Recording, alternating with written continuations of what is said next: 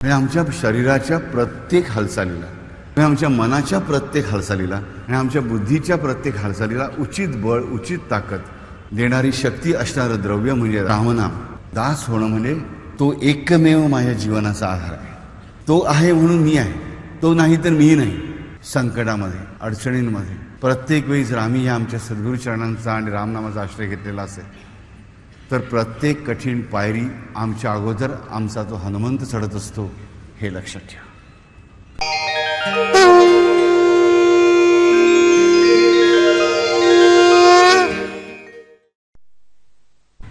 हरि सुग्रीवेश हा कटिपातू सक्थिनी हनुमत प्रभू. सक्थिनी हनुमत प्रभू. आम्हाला कळेल बा सक्थिनी म्हणजे शरीराचा कुठला भाग आहे, कळत नाही. सक्थिनी म्हणजे थोडक्यात सांगायचं माकड हाड ज्याला आपण म्हणतो, तो माकड हाडाचा भाग म्हणजे सक्थिनी. सक्थिनी हनुमत प्रभू. ह्या माझ्या माकड हाडाचं रक्षण हा हनुमंत करतो. हनुमंताचा प्रभू असणारा राम करतो. सक्थिनी हनुमत प्रभू. म्हणून बाबू माकड हाडाचं काय रक्षण करायचं. काही विद्वान असेही सांगू शकतील की माकड हाडाला शेपटी असते पुढे, हनुमंत पण वानर होता, त्यालाही शेपटी होती, म्हणून बहुतेक हा हनुमंत प्रभू असणारा राम त्या भागाचं रक्षण करत असावा. म्हणजे आमच्या नसलेल्या भागाचं रक्षण. कारण शेपटी आम्हाला नाही आहे. रक्षण कशाचं करतो, आमच्या शेपटीचं का, तर आमची शेपटी त्यानेच गाळून टाकलेली आहे उत्क्रांतीच्या प्रोसेसमध्ये. हे आम्हाला कळलं पाहिजे. म्हणजे नक्की कशाचं रक्षण करतो आमचं. सक्तीने म्हणजे नक्की काय. सक्तीने म्हणजे असा भाग, शरीराचा असा भाग की ज्या भागाच्या अंतर्भागामध्ये प्राणमय शरीरातील दोन अत्यंत महत्त्वाची चक्र, मूलाधार चक्र आणि स्वाधिष्ठान चक्र राहतात.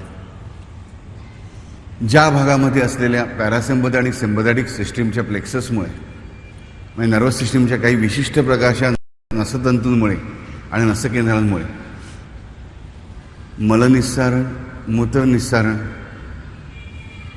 पुनरुत्पादन ह्या सर्व ज्या बेसिक जीवनास आवश्यक असणाऱ्या गती साधण्यासाठी आवश्यक असणाऱ्या क्रिया आहेत, त्या क्रियांचं नियंत्रण उचित प्रकारे केलं जातं.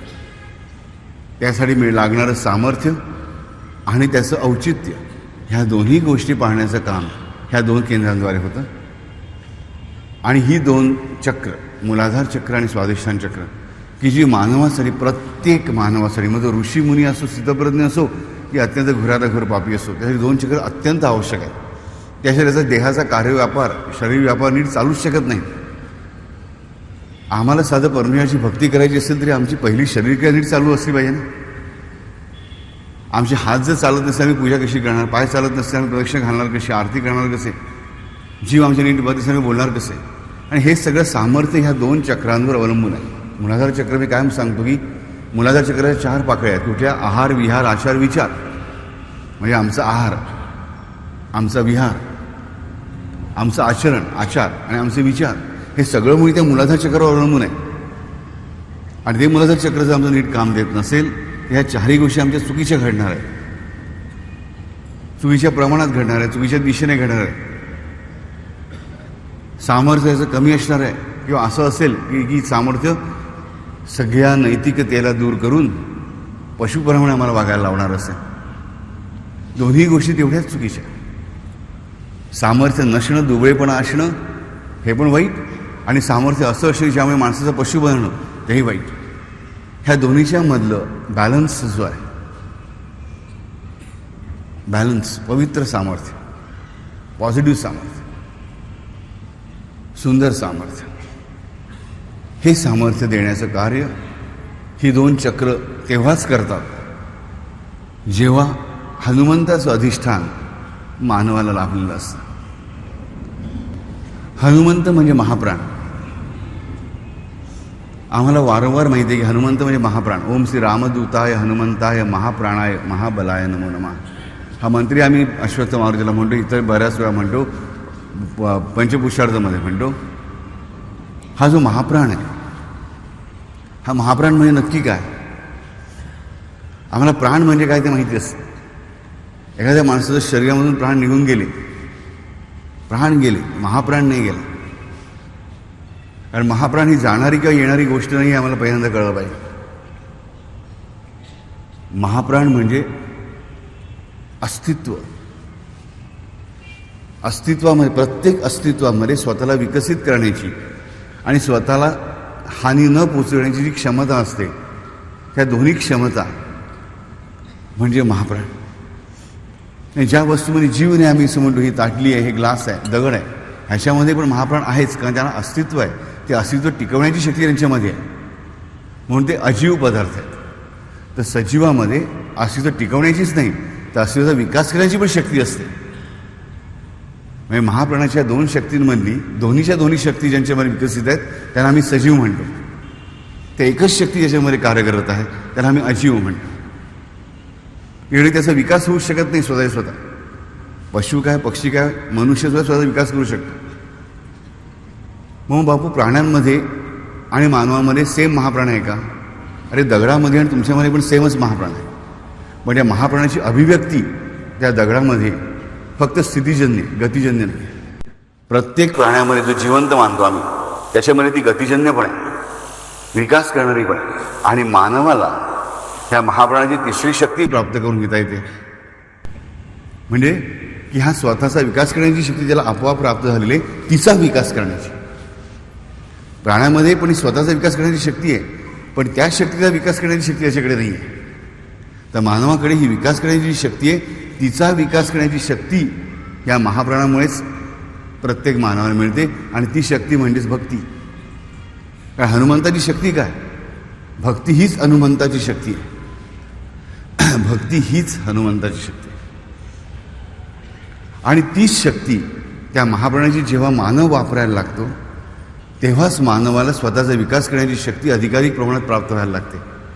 जो भक्ती करत नाही त्याला सुद्धा विकास करण्याची शक्ती प्राप्त आहेच, पण ती वाढू शकत नाही. ती जेवढी तो त्याच्या प्रारब्धानुसार घेऊन आलाय तेवढीच राहते आणि त्याला तेवढीच वापरावी लागते.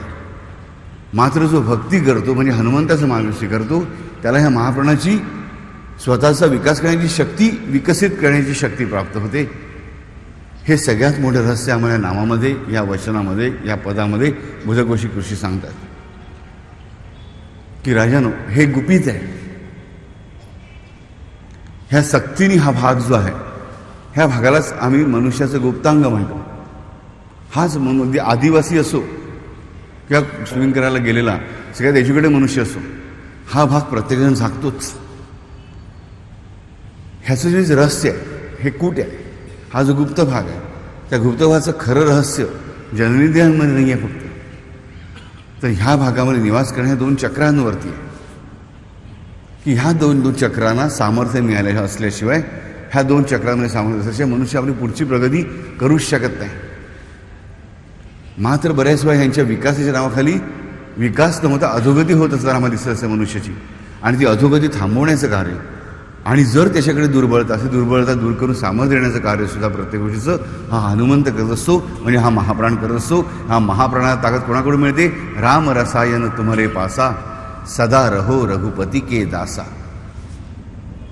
आम्ही हे वाक्य वाचतो हनुमान चालीसामध्ये 1000 वेळा म्हणतो,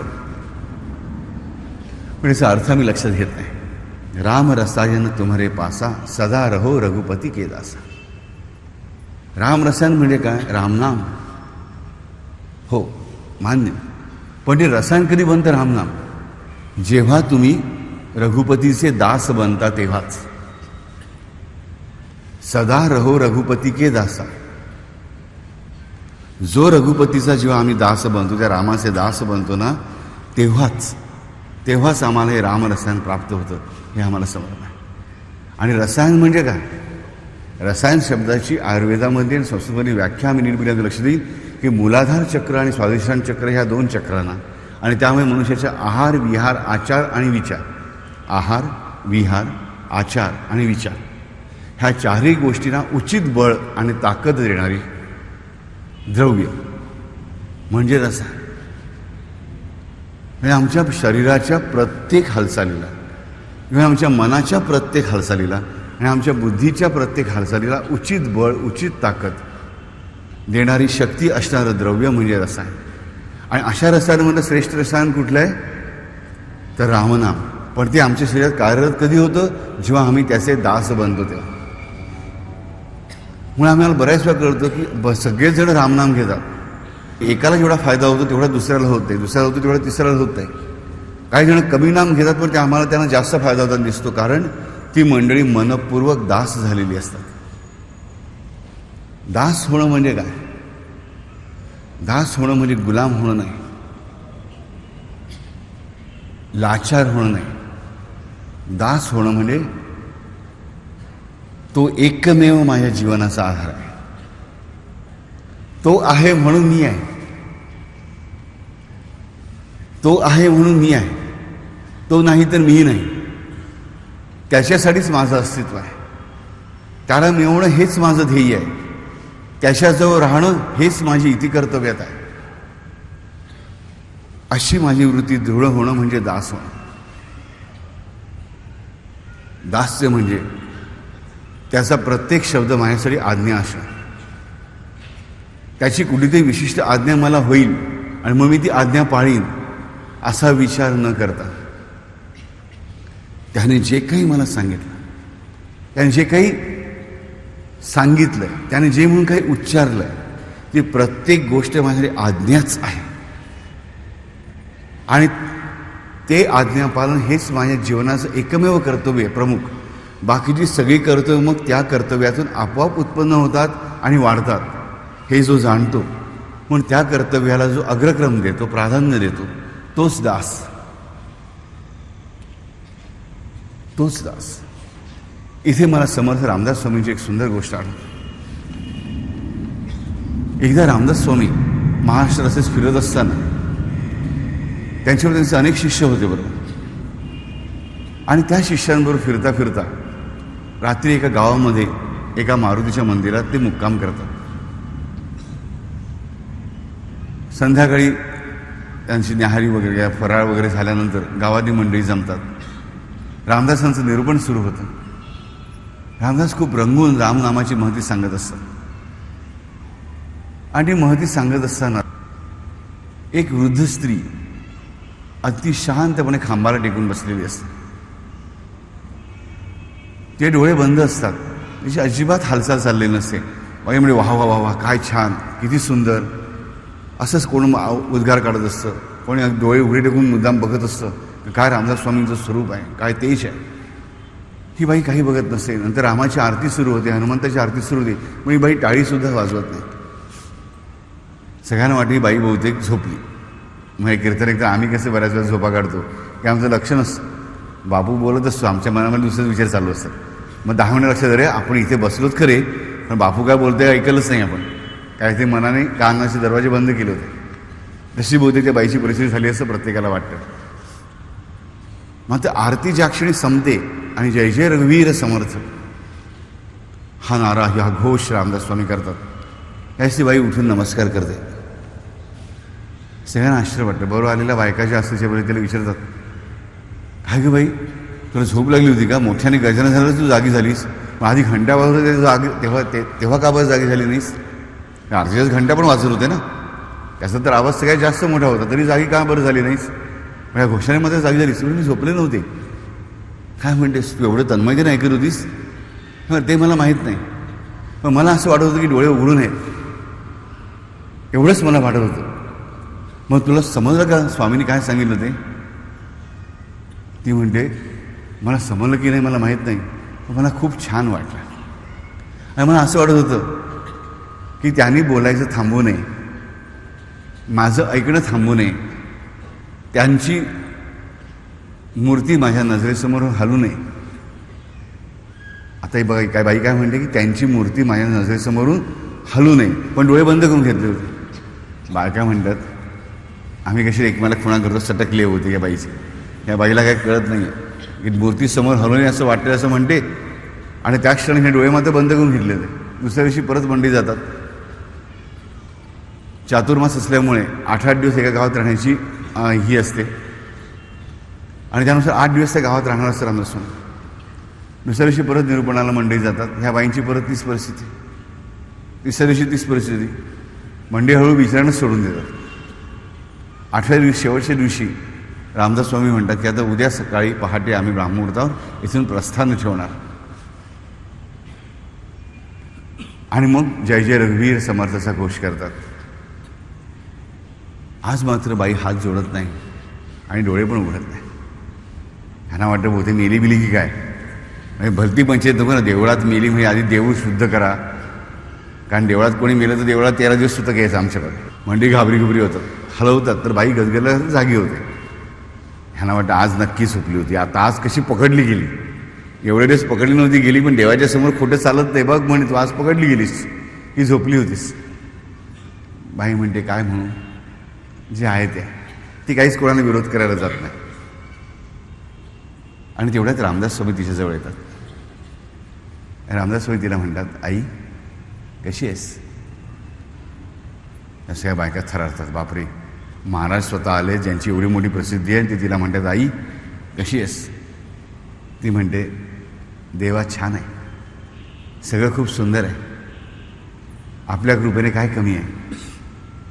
ते तिला विचारतात उद्यापासून काय करणार. रामदास विचारतात उद्यापासून तू काय करणार. ती म्हणते माहीत नाही, प्रभू रामचंद्र त्याच्या मनात जे असेल ते करून घेईन. आपल्या मनात काही असेल तर आपण सांगावं. आपला शब्द म्हणजे साक्षात हनुमंताचा शब्द, हनुमंताचा शब्द म्हणजे साक्षात प्रभू रामचंद्राचा शब्द. आपले हे शब्द ऐकले मी खूप प्रसन्न आहे, मी आनंदात आहे खूप. रामदास स्वामी हसतात, तिच्या मस्तकावर हात ठेवतात आणि निघतात आपल्याला खोलीत जायला. सकाळी सगळा गाव लोटतो रामदास स्वामींना सोडायला. ही माऊली मात्र येत नाही. थोडी काही बायका प्रेमळ असतात, चांगल्या असतात, हाक मारत जातात, अगं भाई उठ, स्वामी जायला निघाले, त्याने तुला एवढा अनुग्रह दिला, काल कोणाच्या मस्तकावर हात ठेवत नाही स्वामी, आणि तुझ्या मस्तकावर त्यांनी हात ठेवला आहे, ते जायला निघालेत, चल तू. ही म्हणते मला यायचं नाही, मला यायचं नाही. सगळे म्हणतात जाऊ दे, हिचं नशीबच बेकार. फुकट म्हणतात ना की जो देवाचं करतो त्याच्यावर देव प्रसन्न होत नाही, जो करत नाही त्याच्यावर प्रसन्न होतो. आम्ही बघा की लक्ष लावून ऐकत होतो, भजनाच्या मध्ये टाळ्या वाजवत होतो, मोठ्या मोठ्यानं मंत्र म्हणत होतो, आमच्या डोक्यावर काही रामदास स्वामींनी हात ठेवला नाही. ही बाई झोपा काढत होती, हिच्या डोक्यावर मात्र हात ठेवला. देव पुण्यवंताचं नसतोच, पाप्याचंच असतो बाबा. खरंच बघा आम्ही आणखीन पापात कसे पडतो. त्या दिवसापासून ती माऊली दररोज ज्या वेळेला ती रामदास स्वामीच्या कीर्तनाला जायची, निरूपणाला जायची, त्याच वेळेला त्या मंदिरात जात राहते. ज्या वेळेस निघायची त्याच वेळेसला निघत राहते. त्याच खांबाला टेकून तशीच बसायची, डोळे बंद करून, हालचाल नाही, काही नाही, काही नाही. अशी 3 वर्ष जातात. कोणी तिच्या नादी पण लागत नाही. ती स्वतःची नेहमीची नित्यनैमित्तिक कामं करतच असतात. आणि 3 वर्षांनी रामदास स्वामींचं आगमन परत त्या गावामध्ये होतं, परत त्याच मारुतीच्या मंदिरामध्ये. निरूपणाला सुरुवात होते. ह्या आजीबाई मात्र काही आलेल्या नसतात. सगळ्या गावाने 10 वेळा सांगितलं असतं बाई तू ये, अगर रामदास स्वामी येणार आहेत, येत नाही. दुसऱ्या दिवशी परत मंडळी जातात, आम्हाला इंटरेस्ट कशामध्ये असतो तेवढ्यामध्येच. काय का तू एवढं, तुला रामदास स्वामींचा अनुग्रह केला, तुझ्या डोक्यावर हात ठेवला, तू एवढी कशी कृतज्ञ झालीस, तुला येवत नाही जे सारे 4 पावलं चालत द्यायचे, एवढी काय तुला मरायला नाही टेकलीस की तुला चालता येत नाही. ती फक्त हसते, काहीच उत्तर देत नाही. असे परत 7 दिवस जातात. 8व्या दिवशी शेवटच्या रात्रीचं निरूपण चालू आहे रामदास स्वामींचं. आणि रामदास स्वामी ह्यावेळेस रामकथा घेतलेली, रामजन्माची कथा सुरू केलेली आहे. आणि अजून रामजन्माची कथा त्यांची संपलेलीच नाही.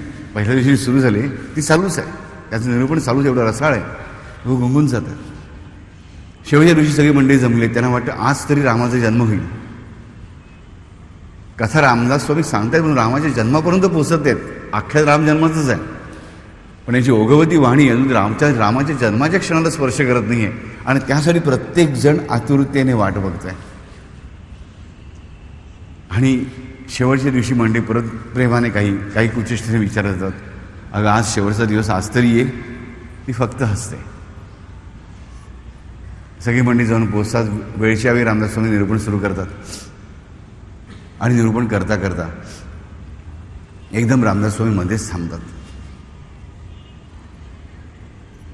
आणि म्हणतात, आपण सगळेजण चला माझ्यावर येता का?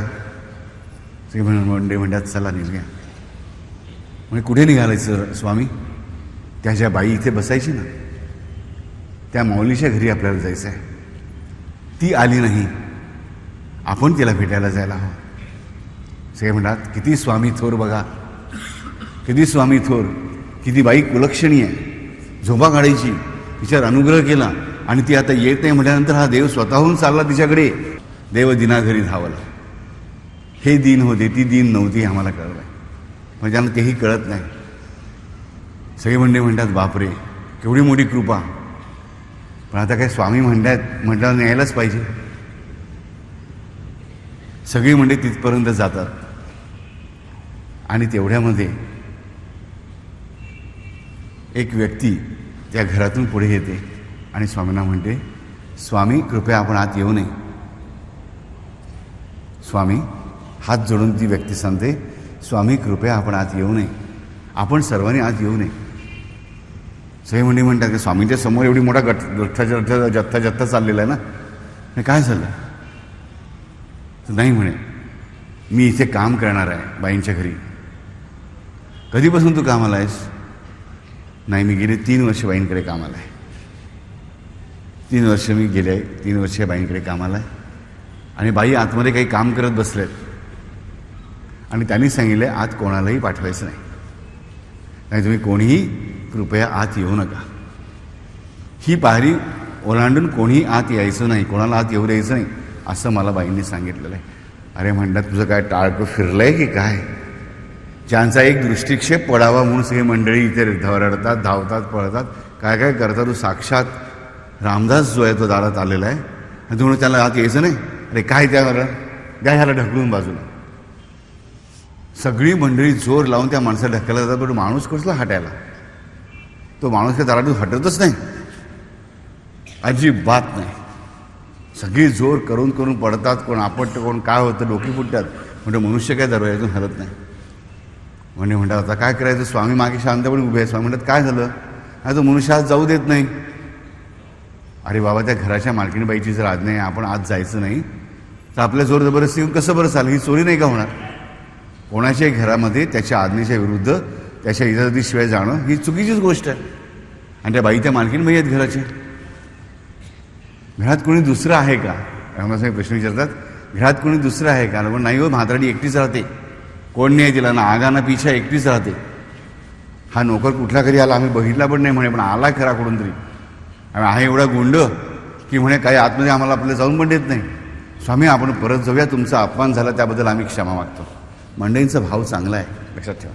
वाईट माणसं नाही आहे ती. पण रामदासबाई म्हणतात, ते काही नाही, मी एकदा निश्चय केला की तिला भेटायचं आहे म्हटल्यानंतर मी तिला भेटल्याशिवाय काय परत फिरणार नाही, मी इथेच बसून राहत.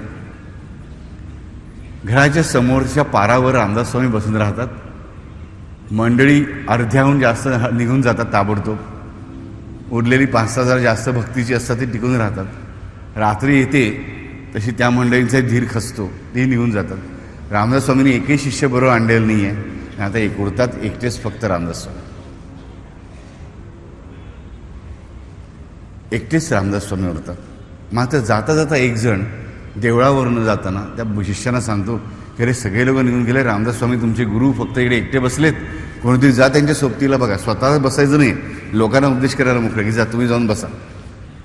शिष्य बिचारा लगेच धावत येतात. 4-5 शिष्य स्वामीच्या जवळ बसतात. स्वामी म्हणतात, नाही मला इथेच बसायचं आहे, मी इथून काही हलणार नाही. शिष्य बसून राहतात. रात्र उलटून जाते, सकाळ उजाडते. सगळी मंडळी उठतात, बघतात तर स्वामी बसलेले आहेत, प्रस्थान ठेवलेलं नाही.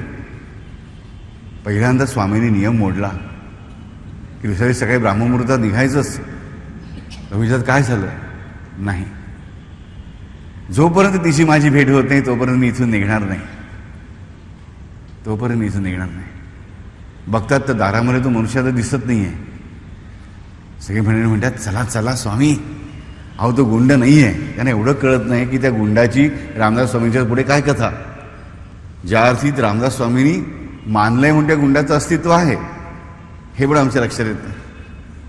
ते म्हणतात चला चला, तो आता गुंड दिसत नाही, आपण आत घुसूया, एकदा तुम्ही भेट घ्या आणि टळा. म्हणजे तुम्ही गावातून गेलं की आम्हाला पण ताप नाही ना दररोज जाऊन टाळ पडत बसायचा. रामदास स्वामी म्हणतात तसं कसं, तिची आज्ञा झाल्याशी कसं, मी काय आत येणार नाही. लोक मग तिच्या नावाने हाक मारतात बाहेरून.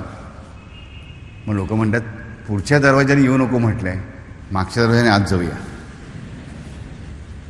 आम्ही कसं वकिली बाणाला लावत असतो बघा परमेश्वराची सुद्धा.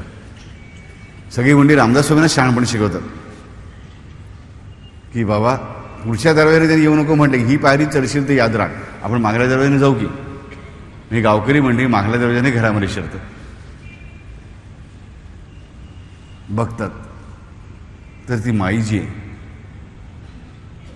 ती जशी देवळात बसायची तशीच घरातल्या एका खांबाला टेकून बसलेली. तिचा जो देव्हार आहे त्या देवामध्ये जी रामाची मूर्ती आहे त्या रामाच्या मूर्तीकडे डोळे उघडे ठेवून टक्क बघते. श्वास चालू आहे. सगळी म्हणजे तिला हाक मारतात, बाई ग स्वामी रात्रभर खोळंबलेत. चांगल्या मनाने सांगतात की सगळे खोळंबलेत, स्वामी स्वतः खोळंबलेत तुझ्यासाठी, त्यांनी त्यांचा नियम त्यांना तुझ्यासाठी मोडावा लागला, तू असं काय करतेस, असं करू नकोस बाई, आपल्या अख्ख्या गावाला पाप लागते तुझ्यामुळे. बाई डोळे उघडते. परत ऐका, बाई डोळे उघडते. याचा अर्थ काय की पहिल्यांदा काय सांगितलं, ही मंडळी आली, त्या बाईचे डोळे उघडे होते, ती रामाकडे बघत होती, बरोबर. आणि आता मी परत वाक्य काय म्हणतोय की बाई डोळे उघडते. म्हणजेच ह्याचा अर्थ ज्या क्षणी ती मंडळी आत आली त्यांनी तिला डोळे उघडे असलेली बघितली आणि तिने डोळे बंद करून घेतले. ही मधली गोष्ट आम्हाला नीट समजली पाहिजे. आणि परत ती डोळे उघडते, परत रामाकडे बघते, ह्या मंडळींशी बोलते, पण डोळे ती यांच्याकडे नाही आहेत. आणि ती बाई म्हणते, बाबांनो मला काय करायचं कळत नाही, माझी परिस्थिती अशी आहे की या रामाच्या मूर्तीवरून डोळे मी उघडे ठेवले किंवा बंद केले, ते माझी जागच्या जागीच खेळल्यासारखी परिस्थिती आहे. मला उठवतही नाही आणि मला बसवतही नाही. मला डोळे उघडेही ठेवत नाहीत आणि बंदही करवत नाही. मला इथून दुसऱ्या बाजूला फिरणं पण शक्य नाही आहे. स्वामींना मी कशी बरं येऊन भेटणार. अगं पण तू कोण घिसाडी ठेवलाय सगळे दारावरती, तो स्वामींना पण आत येऊन देत नाही आहे ना, तेवढं त्याला तरी सांग की आत येऊन. ती म्हणजे माझ्याकडे तर कोणीच नोकर चाकर नाही, मी एकटीच बिचारी राहते. आता लोकांना प्रश्न पडतो की हात चोर कोण शिरला होता. बहुतेक कोणती चोर दरोडेखोर असणार, हिचं घर लुटलं असणार, आपणच त्याला पकडायचं राहिलं. खरंच पकडायला हवा होता त्याला, पण नाही पकडलं. मंडळी परत आता राजरोसपणे पुढल्या दरवाजाने बाहेर येतात. बघतात तर रामदास स्वामी गायब. प्रॉब्लेम.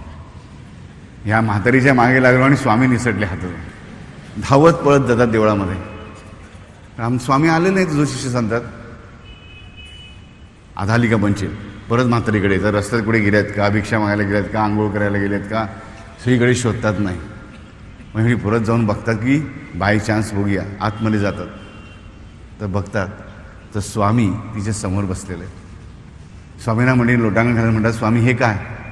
तुमच्यासारखंच मागल्या दरवाजाने आलं. हे पुढे दरवाजाने बाहेर पडत होते तेव्हा स्वामीजी मागच्या दरवाजाने आत शिरत होते. तुमच्याचप्रमाणे जसे तुम्ही तसा मी. खूप महत्त्वाचं वचन त्याने उच्चारलं. जसे तुम्ही तसा मी. म्हणजे जसे तुम्ही माझ्याशी वागता तसाच मी तुमच्याशी वागतो, हे लक्षात ठेवा. हे अगदी स्पष्ट शब्दाने रामदासांनी सांगितलं. जसे तुम्ही तसा मी. तुम्ही चांगले तर मी तुमच्याशी चांगला, तुम्ही वाईट तर मी तुमच्याशी वाईट. किती सुंदरपणे हा रामदास त्यांना समजून सांगतोय. रामदास स्वामींना ती कशी बसलेले बघतात. बाई मात्र यांच्याकडे टक लावून बघते. आता गोष्ट कशी आहे की आता रामाच्या मूर्तीवर नजर नाही आहे, रामदासांकडे बघते. आणि रामदास स्वामी एकदम तिला म्हणतात, आई चल. त्या क्षणी ती माऊली उठते. रामदास स्वामींच्या पाठोपाठ चालायला लागते. ती म्हातारी पावलं थकलेली येथे जाणून रामदास स्वामी हळूहळू चालतात. एरवी रामदास जवळ की ते जोर जोरात भरभर चालत असतात. आज हळूहळू चालतात. घाटाच्या पायऱ्या चढायची वेळ आल्यानंतर ते तिला हात देतात. तो हात पकडून ती वर जाते. दोघं स्नान करतात नदीवरती, परत येतात आणि रामदास स्वामींच्या बरोबर ती माऊली जायला निघते. सगळ्या मंडळींना कौतुक वाटतं, आश्चर्य वाटतं. हे काय, कसं काय घडलं, कसं काय घडले, ही एवढी काय हिनं केलं. हिने तर खरं म्हणजे काहीच केलं नाही.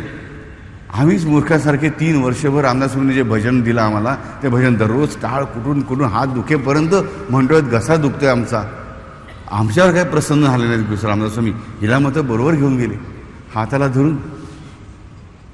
अशी 3 वर्ष जातात. रामदास स्वामी परत त्या गावामध्ये येतात आणि ह्यावेळेस निरूपणाला रामदास स्वामी बसतात. त्यांच्या बरोबर बाजूला असे रामदास स्वामी बसलेत आणि ह्या बाजूला ती माऊली म्हातारी बाई बसलेली आहे. तिला बसायला आसन घातलेलं आहे, मृगाजीनावरती बसलेली आहे. हे बघून सगळ्यांचा पोटशेल उठतो की हे काय, हा सोक्ष लावलाच पाहिजे. रामदास स्वामींचं निरूपण चालू आहे साक्षात, पण त्यांच्या मनामध्ये पण विचार प्रत्यक्ष कोणाबद्दल चालू आहे, या म्हातारीबद्दल. याच कुठल्यातरी स्वामींना विचारलंच पाहिजे की हा पक्षपात का. हिने काही केलं नाही, हिने तुम्हाला खोळंबून ठेवलं, हिने तुमच्यावर गुंड घातले आणि तुम्ही हिला भर घेऊन जाता, हिला मानाने मृगाजीनावर बसवता. आणि आम्ही काय केलं, आमचं का, आम्ही काय घोडं मारले तुमचं. सगळेजण मात्र हिंमत नसते रामदास स्वामींचं जास्त आवाज करायची. अगदी नम्रपणाचा आवाहन हात जोडून विचारतात, स्वामी आम्ही अज्ञानी आहोत, आम्हाला समजावून सांगा. हे जेव्हा माणूस म्हणतो ना, ते समजायचं की हा स्वतःला मुळीच अज्ञानी समजत नाही आहे. हा स्वतःला प्रचंड मोठा ज्ञानी समजतोय आणि हा त्या समोरच्याला अज्ञानी समजतोय आणि त्याला ठकवण्यासाठी हा स्वतःकडे विनयाचा आव आणतोय. हा विनय खोटा आहे. खोट्या विनयाने म्हणजे त्यांच्यावर हात जोडताना म्हणतात की आम्हाला जरा सांगा की ह्या माऊलीने अशी काय तपश्चर्या केली या स्त्रीने की ज्याच्यामुळे ती तुमच्याकडे एवढ्या आदराला प्राप्त झाली. ते रामदास स्वामी म्हणतात,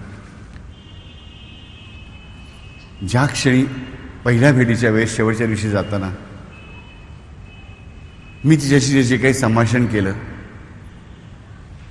त्या संभाषणातला प्रत्येक शब्द न शब्द तिने आपल्या उरात साठवला आणि ती फक्त त्यानुसारच जगत राहिली. तिने जे शब्द उच्चारले माझ्यासमोर की तुमचा शब्द म्हणजेच रामाचा शब्द, हे उच्चारल्या अत्यंत भक्तिभावामुळे ते तिच्या मनामध्ये, हृदयामध्ये, अंतःकरणामध्ये फिक्स झालं. आणि त्यामुळे मी आणि राम, हनुमंत आणि राम, हनुमंत आणि मी, ह्याच्यामध्ये तिला फरकच उरला नाही. किंबहुना मी जे शब्द उच्चारले होते, तिने जे शब्द उच्चारले होते, त्याशिवाय तिला वेगळं अस्तित्वच उरलं नाही.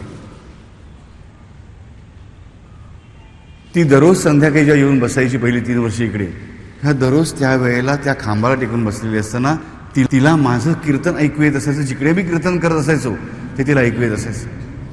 कारण संपूर्ण तिच्या प्राणमय देहाने, मनोमय देहाने ती सदैव माझ्याबरोबरच आली. तिचं मागे उरलं होतं रे फक्त तुम्हाला दिसणारं शरीर. तिचं अंतःकरण मात्र पूर्णपणे माझ्याबरोबरच कायम निवास करत असल्यामुळे या ठिकाणी तिचा हा भौतिक देहसुद्धा त्या एवढ्या प्रत्येक अंतरावरच्या मंदिरामध्ये चालणारं कीर्तन, निरूपण त्यावेळेला बरोबर हे करत होता आणि परत येत होते. दुसऱ्या वेळेस जेव्हा ही घटना घडली तेव्हा मी तिथे आलेलो आहे, परंतु तिच्या प्राणमय देह आणि तिचा मनोमय देह माझ्याबरोबरच असल्यामुळे त्या देहाला मी परगावी आहे काय किंवा ह्या गावी आहे काय ह्याची काही भ्रांत पडलेली नव्हती. उलट माझं वचन पाळायचं असेल तर पहिल्या वेळेस चल मी निघतो हे शब्द मी वापरले होते त्यावेळेस. त्यामुळे आता मी निघतोय म्हटल्यावरती ह्या भौतिक शरीराने त्याला परत बघायचं कसं, म्हणजे यांच्या आज्ञा उल्लंघन होईल ह्या वृत्तीने ही स्त्री घरीच थांबत होती. आणि जो गुंड म्हणून तुम्हाला वाटत होता तो गुंड नसून साक्षात हनुमंत होता हे लक्षात ठेवा. की तिची ही अवस्था, ह्या अवस्थेमध्ये तिच्या देहाचं, तिच्या शरीराचं, तिच्या मनाचं, तिच्या घराचं, तिच्या धनाचं सगळं रक्षण करण्याची जबाबदारी त्या हनुमंताची होती. आणि तुम्हाला तिचं रहस्य जाणायचं होतं तो हनुमंत तिच्या घराची फक्त रक्षण करत नव्हता, घराची रक्षा करत होता, तर ह्या गुप्त गोष्टीची, ह्या रहस्याची रक्षा करत होता. सक्तीनी हनुमत प्रभू, की भक्ताच्या भक्तीचं रक्षण, परमेश्वराला प्राप्त करून घ्यायची जी गुप्त किल्ली आहे त्याचं रक्षण हा हनुमंत करत असतो. आणि म्हणून त्याने तुम्हाला येऊ दिलं नाही, कारण तुमची मानसिक भूमिकाच मुळी रामाचा प्रत्येक शब्द, आमच्या गुरुचा प्रत्येक शब्द हा आमच्यासाठी लास्ट वर्ड आहे, ही मुळीच नाही आहे. आणि ती त्या अवस्थेत पूर्णपणे असल्यामुळे तिला सगळं काही प्राप्त आहे. मग जेव्हा तिला म्हटलं की चल माझ्याबरोबर, पहिला मी म्हटलं तर चल निघतो, दुसऱ्या म्हटलं चल माझ्याबरोबर, ती माझ्याबरोबर आली. आणि आज तिची जी अवस्था आहे त्या अवस्थेमध्ये ती सदैव फक्त रामनामात आणि रामाच्या अस्तित्वातच जगते. तिच्या अवस्थेमध्ये आज प्रत्येक दगड, प्रत्येक खांब तिला रामाच्या अस्तित्वाचंच दर्शन देणार आहे. आणि म्हणून ती माझ्या आदराचं स्थान आहे. कारण आज ती पूर्णपणे तिच्या नजरेमध्ये, तिने पहिल्या वेळी जे म्हटलं होतं की मला असं वाटतंय माझ्या नजरेसमोर ह्यांची मूर्ती हलूच नाही, खरोखरच तिच्या नजरेसमोर तिची नजर बंद असो, पापण्या बंद असो, डोळे असो, तिला फक्त हा रामदासच दिसतोय, तर दुसरं काहीही जाणवत नाही आहे. ही तिची अवस्था आहे. सगळ्या मंडळींना जाणीव होते की खरोखरच आपलं चुकलं, ही महान आहे. सगळी म्हणजे की आम्हाला क्षमा करा. तर रामदास म्हणतात की जे काही तुमचं चुकलं असेल त्याबद्दल तुम्ही त्या रामरायाचे चरण पकडून क्षमा मागा. आणि रामदास म्हणाले की तोंडाने उच्चार करा जे जे काही चुकलं असेल त्याचं. म्हणजे प्रत्येक गोष्टीचा उल्लेख करतात की आम्ही ह्या म्हातारीबद्दल असा विचार केला, आम्ही रामदासांबद्दल असा विचार केला, आम्ही देवाबद्दल असा विचार केला, आम्ही तो जो हनुमंत होता त्याला गडी समजलो, हा आमचा अपराध झाला. रामदास स्वामींनी त्याला सांगितलेलं असं की ज्या क्षणी तुम्ही तुमचा अपराध कबूल कराल, जर खरोखर तुम्ही सगळे अपराध कबूल केलेत ह्या घटनेबद्दलचे फक्त, तरी मी तुम्हाला गॅरंटी देतो की तुम्हाला हनुमंताचं दर्शन होईल, तुम्हाला रामप्रभूंचं दर्शन होईल. पण ह्यांना काही होत नाही. आठवून काय काय काय काय काय काय सांगतात, पण तरीही होत नाही. शेवटी कंटाळतात. रामदास स्वामी म्हणतात एक दिवस तुम्हाला देतो, आठवा, उद्या संध्याकाळी परत या. सगळी मंडळी घरी जायला निघतात. तेवढ्यात ती म्हातारीचा आवाज ऐकू येतो, बाळानं थांबा. एवढ्या वर्षानंतर तिचा आवाज ऐकलेला असतो. सगळी मंडळींचं अंग शहारतं आणि थांबतात. तर रामदास स्वामींनी ती माऊली खांबा टिकून तशीच उभी आहे, अधिकच वृद्ध झाली 9 वर्षाने. ती म्हणते बाळानं थांबा. हे सगळे केलेत ते अपराध नव्हते, हे तुमचं अज्ञान होतं, तुम्हाला माहीत नव्हतं. म्हणजे त्या अपराधांची क्षमा करण्याचा प्रश्नच येत नाही. अपराध आज करतात तुम्ही, अपराध आज करतात तुम्ही माझ्या लेकरानं, बाळानं. आज तुम्हाला कळलं ना की तो गडी नव्हता, तो हनुमंत होता. तो गडी नव्हता, तो हनुमंत होता. आणि हनुमंताचं दर्शन घ्यायचं कसलं? हनुमंताचं दर्शन झालंय, हनुमंताचं दर्शन झालंय हे म्हटलं नाहीत, हेच मोठं पाप केलं. दर्शन पाहिजे काय गोष्ट करतात बाळांनो. हनुमंताचा अपमान त्याच्यामुळे नाही झाला तुमच्याकडून, लक्षात ठेवा. ह्याच्यामुळे होतोय की रामदास स्वामींनी तुम्हाला बरोबर कुठे प्रश्न टाकला राजानो, तो तुमचा उद्धार करताय. की तुम्ही जे सांगताय त्यांनी जे तुम्हाला सांगितलं तुम्हाला हनुमंत दर्शन होईल, तुम्ही सांगायला पाहिजे होतं स्वामी आम्हाला हनुमंताचं दर्शन झालंय. तुम्ही म्हणालात ना की तो गडी हनुमंत होता, म्हणजे तो हनुमंतच होता. ही तुमच्या कोणाची भावना नव्हती. तुम्ही असं जरूर म्हणू शकता की आम्हाला परत दर्शन हवं आहे, पण ते दर्शनच होतं हनुमंताचं. आणि तुमच्या कुठल्याही कष्टाशिवाय साक्षात प्रभू हनुमंताने तुम्हाला दर्शन दिलं होतं. हेच भक्तीचं रहस्य तुम्ही समजावून घ्या की आमची लायकी नसताना सुद्धा भगवंत आमच्या समोर येऊन उभा राहतो, बसतो, बोलतो, पण आम्हाला त्याची किंमत नसते. आणि हेच सगळ्यात मोठं पाप आहे, हा सगळ्यात मोठा गुन्हा आहे. ह्याच्यापेक्षा मोठा गुन्हा असू शकत नाही की आमची जराही लायकी नसताना हा भगवंत आमच्या समोर येऊन उभा राहतो आणि आम्हाला त्याची किंमत असत नाही. हेच सगळ्यात मोठं पाप आहे. सगळ्या मंडळींचे डोळे लख्ख उघडतात. ती मंडळी तिच्या चरणांवर मस्तक ठेवतात. तिच्या मागोमाग मंदिरामध्ये येतात. रामदास स्वामींच्या खोलीच्या बाहेर उभे राहतात आणि अत्यंत हात जोडून अत्यंत प्रेमाने क्षमा मागतात. सद्गुरूराय,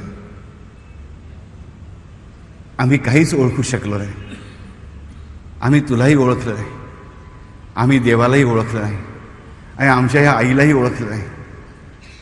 आणि मुख्य म्हणजे आम्ही देवाशी कसे वागलो, आमची खरंच चूक झाली. परमेश्वरा, आमची लायकी नसताना तू सगळं दिलंस.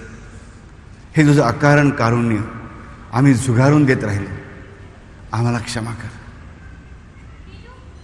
बरीच मंडळी असतात पण तरीही कोणाला दर्शन होत नाही. सगळ्या मंडळींना वाटते की आपलं काय चुकलं. सहजपणे सगळे मंडळी त्या म्हातारीकडे बघायला लागतात. म्हातारी म्हणते, बाळानं अजून एक गोष्ट राहिली. म्हणे म्हणतात, आई काय? खरंच प्रेमाने विचारतात, कळवळून विचार, आई काय राहिलं? अरे अजून तुम्ही वागताना सांगता की तुम्हाला हनुमंताचं दर्शन झालं, तुम्हाला रामाचं आणि लक्ष्मणाचं आणि सीतेचं आणि हनुमंताचं दर्शन घ्यायचं आहे म्हणून. पण राजानं एक सद्गुरू दिसला, खराखुरा त्याचे चरण दिसले की बाकीच्यांना कोणाला बघायची इच्छा का असावी? ही इच्छा आश्रय ही चुकीची गोष्ट नाही का? रामदासांचे चरण तुम्हाला दिसले, हनुमंताचं दर्शन तुम्हाला झालं, त्याने स्वतःहून तुम्हाला दर्शन दिलं. हनुमंताने स्वतःहून दर्शन दिल्यानंतर आज तुम्ही जी अपेक्षेने क्षमा मागता आहात ती अपेक्षा सोडून क्षमा मागा. केवळ क्षमेसाठी क्षमा मागा. दर्शन मिळण्याच्या अपेक्षेने क्षमा मागू नका.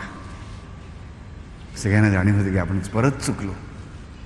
आता म्हणे मनपूर्वक फक्त आम्ही देवा तुझ्या अकारण कारुण्यामुळे तू आम्हाला दर्शन दिलंस तरी आम्ही तुझा अपमान केला ह्याबद्दल क्षमा मागतात. त्याने माफ करावं म्हणून पण क्षमा मागू नका. फक्त क्षमा मागा पश्चात्तापपूर्वक अंतःकरणाने. आणि अशी क्षमा मागितल्या त्या सर्व मंडळींना ह्या रामपंचायतनाचं दर्शन होतं. रामदास स्वामींनी जे 11 मारुती स्थापन केले त्यातला पहिला मारुती ह्या गावात स्थापन केला गेला. रामदासांचे 11 मारुती प्रसिद्ध आहेत, त्यातला पहिला मारुतीचं मंदिर ते हे मारुतीचं मंदिर. ह्या कथेवर आम्हाला कळतं काय? आम्हाला कळते की हनुमंत काय रक्षण करतो, हनुमंताच्याकडे काय असतं. तर महत्त्वाची गोष्ट म्हणजे हे रामरसायन असतं. हनुमंत स्वतःहून जो कोणी कुठल्याही प्रकारे रामाचं नाम घेतोय, रामाची भक्ती करतोय, त्या प्रत्येक भक्ताला दर्शन देतच असतो. रामनाम घेणाऱ्या, रामनाम लिहिणाऱ्या भाव असो की नसो, पण त्या व्यक्तीची लायकी असो की नसो, पण तरीसुद्धा त्या व्यक्तीसाठी हा हनुमंत येऊन उभा राहतो त्याच्यासमोर. मात्र तो येतो, तो आम्हाला वाटतो हा आमचा वाट अडवायला आला. नाही, तो कोणाचीच वाट अडवण्यासाठी उभा नसतो. तो उभा असतो ज्याप्रमाणे त्याने रामलक्ष्मणाला खांद्यावर उचलून घेतलं त्याचप्रमाणे आम्हाला खांद्यावर उचलून घेण्यासाठी. पण आम्हाला त्याची तमा नसते. हे हनुमंताचं रहस्य म्हणजे काय? ज्या क्षणी तुम्ही रामनाम घेता त्या क्षणीच हनुमंत जे रामनाम उच्चारत असतो त्या रामनामाशी तुमचं रामनाम जोडलं जातं. त्यामुळे ते आपोआप शुद्ध होतं.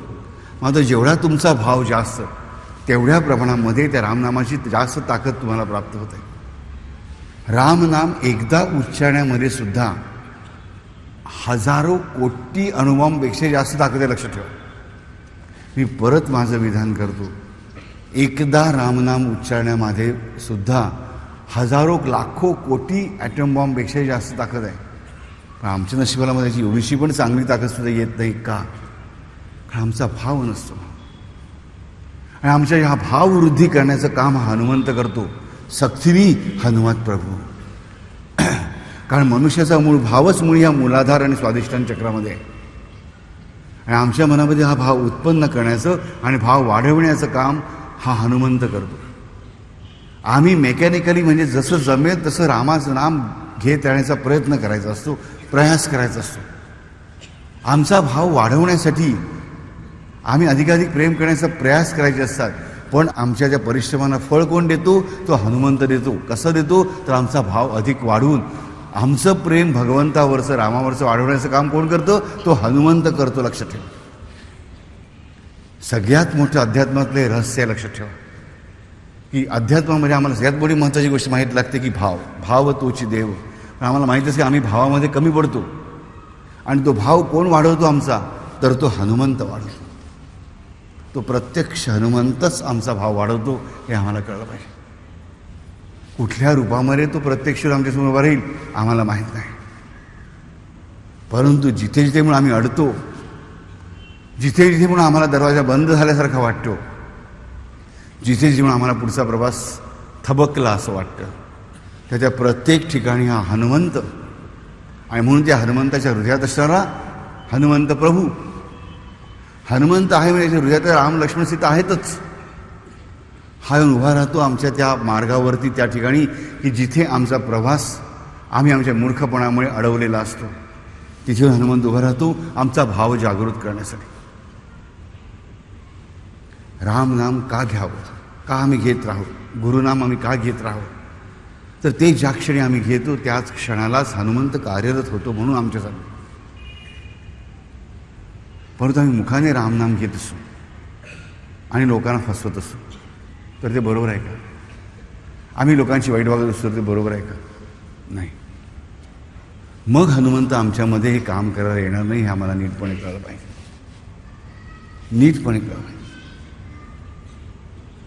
पण तरी ह्याच्या पुढची गोष्ट सांगतो की मनुष्य किती वाईट काम करत असेल तरी तो जर हे देवाचं नाव आहे म्हणून ते रामनाम घेत राहिला तर त्याच्या त्या लोकांना फसवण्याच्या वृत्तीमध्ये पण आपोआप बदल घडणारच. त्याच्या वाईट कृत्यांमध्ये बदल घडणारच. कारण तो भाव उत्पन्न करण्याचं काम, ती ताकद पण कोण करणार आहे? तो हनुमंत करणारच आहे. की माझं प्राणप्रिय नाम जे रामनाम, ते नाम जो उच्चारतोय तो जर पापी असेल तर त्याची पाप करण्याची वृत्ती मला नाहीशी करायलाच हवी. ह्या भावनेने, ह्या प्रेमापोटी हा दासानुदास असणारा हनुमंत, हा रामदास असणारा हनुमंत, हा लक्ष्मणदास असणारा हनुमंत त्या पापी माणसाची पाप करण्याची इच्छा हळू नाहीशी करणारच आहे. त्याच्या सगळ्या भावांची जबाबदारी तो हनुमंत घेणारच आहे. हेच सगळ्यात मोठं रहस्य अध्यात्म मार्गामध्ये. हनुमंत म्हणजे अध्यात्माच्या, म्हणजे त्या जीवनाच्या प्रत्येक राजमार्गाचा दरवाजा. लक्षात ठेवा.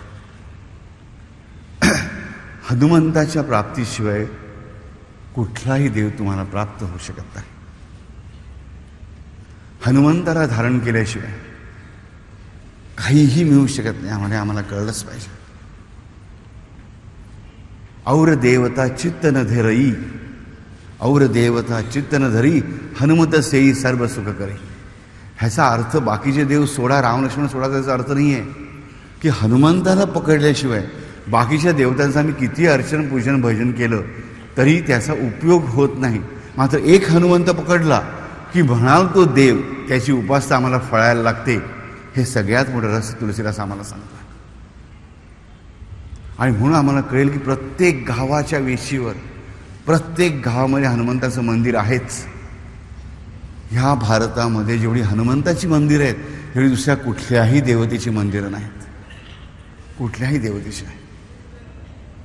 का? कारण या भारताच्या भूमीतल्या प्रत्येक विभागातल्या संताला या हनुमंताचं महत्त्व नीटपणे कळलेलं होतं.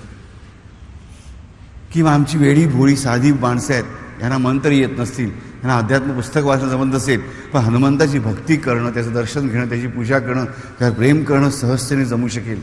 आणि म्हणून हनुमंताची मॅक्झिमम मंदिरं बांधली गेली.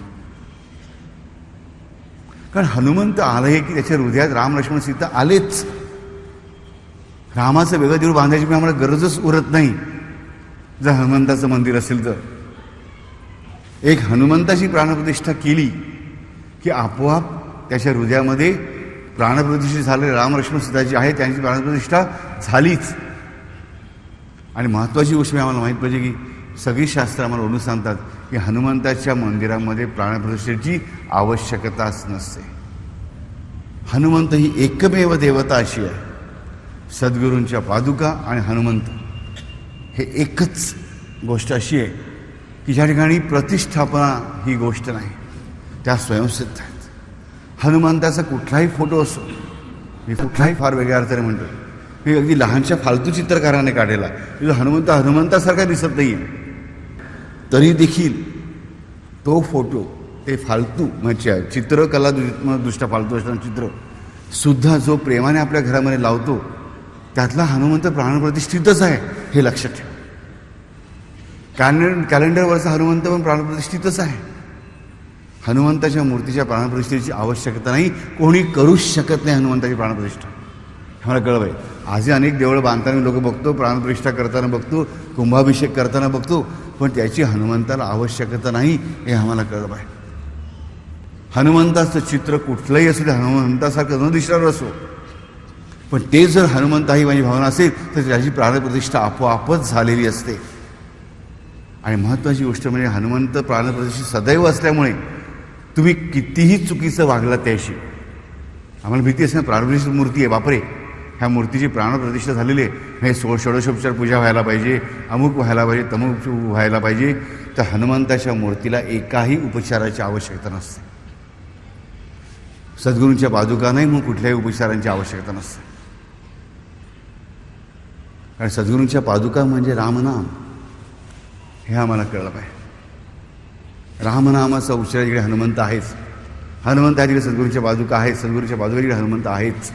म्हणून हनुमंताची मूर्ती आमच्या घरात आहे तर आम्ही घाबरून जायचं कारण की बापरे मूर्ती आपोआप प्राणप्रतिष्ठा झालेली असते, मग आमच्यातून काही चुकलं तर काहीच चुकणार नाही, कारण कुठल्याही उपचारांची आवश्यकता नाही आहे. जो उपचार त्या दिवशी तुम्ही दिला तो त्याने प्रेमाने स्वीकारला, तो ग्रहण करायला बसलेला असतो सदैव प्राणप्रतिष्ठित होऊन. काय तर तुमचा भाव, तुम्ही थोडीशी पण केलेली भक्ती तो लगेच रिसीव्ह करतो, लगेच खेचून घेतो आणि अधिक वाढून तुमच्यामध्ये परत स्थापन करतो. हनुमंत स्वतः सदैव प्रतिष्ठित आहे, प्राणप्रतिष्ठित आहे, म्हणून त्याला आमच्यामध्ये सुद्धा आम्हाला प्राणप्रतिष्ठित करावं लागत नाही. आम्ही वेडं वाकडं भावविहीन का असेना पण रामनाम घ्यायला लागलो की हनुमंत प्राणप्रतिष्ठित झालाच आमच्यामध्ये सुद्धा, हे लक्षात घ्या. म्हणून स्वतःला फालतू कधी समजू नका बा. जर तुम्ही रामनाम प्रेमाने घेत असाल, जर तुम्ही सद्गुरूंच्या पादुकांना चरणांना प्रेमाने हृदयात धारण केलं असेल, जसं असेल तसं वेडगळासारखं कसं का असेना, तर स्वतःला तुम्ही फालतू मानू नका की आम्ही नक्कीच फालतू नाही. कारण आमच्यामध्ये ज्या अर्थी रामनाम घेण्याची इच्छा उत्पन्न झालेली आहे, आम्ही वेडवाकडं का होईना रामनाम घेण्याचा प्रयत्न करतो, घेतो आणि सद्गुरूंच्या चरणांवर आमचं प्रेम आहे. त्याचा अर्थ तो हनुमंत, तो महाप्रभू, तो महाप्राण, तो देवादिदेव महादेव आमच्या संपूर्ण जीवनचरित्राचा शास्ता झालेलाच आहे, झालेलाच आहे. मात्र रामनाम घेत राहा. तुमचा भाव सुधारायचा ना, तो सुधारेल, तुम्ही काळजी करू नका. तुमची ताकद दुबळी तुम्हाला वाटते ना, तो सुधारेल, तुम्ही काळजी करू नका. परंतु आम्ही म्हणू की आम्ही रामनाम पण घेणार नाही, आम्ही परमेश्वराची उपासना पण करणार नाही, आणि तरी हे सगळं आमच्यासाठी आपोआप व्हावं तर ते होणार नाही. मग आमची परिस्थिती त्या गावातल्या मंडळीसारखी झालेली असते की त्यांना हनुमंत दिसला, भगवंताच्या आकारण करण्यामुळे भगवंताने दर्शन दिलं, भगवंत त्यांच्याशी बोलला, भगवंताने मार्गही दाखवला, पण तरी देखील त्यांच्या मतीमध्ये फरक पडला नाही. आम्हाला कोणाच्या मार्गाने जायचं? आम्हाला त्या गावकऱ्यांच्या मार्गाने जाऊन चालणार नाही. त्यांचंही भलं झालं पण त्याला 9 वर्ष लागली. आम्हाला काय माहिती, कारण ते दररोज रामनामाचा जप करत तरी होते. आम्हाला 9 जन्म लागतील त्या 900 जन्म पण लागतील. 9 जन्मांची बात कशाला पाहिजे, ह्याच जन्माची बात करूया. ह्या जन्मामध्ये आम्हाला माहीत झालं रामनामाची महती काय, ह्या जन्मामध्येच आम्हाला माहीत झालं की ह्या अध्यात्म मार्गाची गुप्त किल्ली काय आहे, ही गुप्ती केली कोणाच्या हातामध्ये? आणि आम्हाला जी काळजी वाटली की माझा भाव सुधारेल कसा, भाव सुधारेल कसा, तर तो भाव सुधारण्याचं साधन म्हणजेच नाम घेणं आहे, हे लक्षात ठेवा. सद्गुरूंच्या चरणांवर प्रेम आणि ते रामनाम घेणं, सद्गुरूंचं नाम घेणं, हा एकच मार्ग आहे स्वतःचा भाव सुधारण्याचा. आमची भक्ती त्यामुळे आपोआप सुधारत राहते, हे लक्षात ठेवा. पापं घडत असतील ना, ती पण थांबतील. घडलेल्या पापांची क्षमा मिळेल. म्हणतं त्यासाठी पहिल्यांदा मला माहीत पाहिजे की ते रामनाम आणि सद्गुरुमुखीचा प्रत्येक शब्द हे माझ्या जीवनासाठी मला प्राणांपेक्षाही प्रिय असणारी गोष्ट असली पाहिजे. माझ्या प्राणांपेक्षाही प्रिय मला काय आहे, तर ते रामनाम. माझ्या प्राणांपेक्षाही मला प्रिय काय, तर माझ्या सद्गुरूंचे चरण. हे ज्याच्या मनात ठसलं त्याला दुसऱ्या कुठल्याही गोष्टींची आवश्यकता उरत नाही. कारण सगळी गुप्त रहस्य त्याच्यासमोर उघडलेली असतात.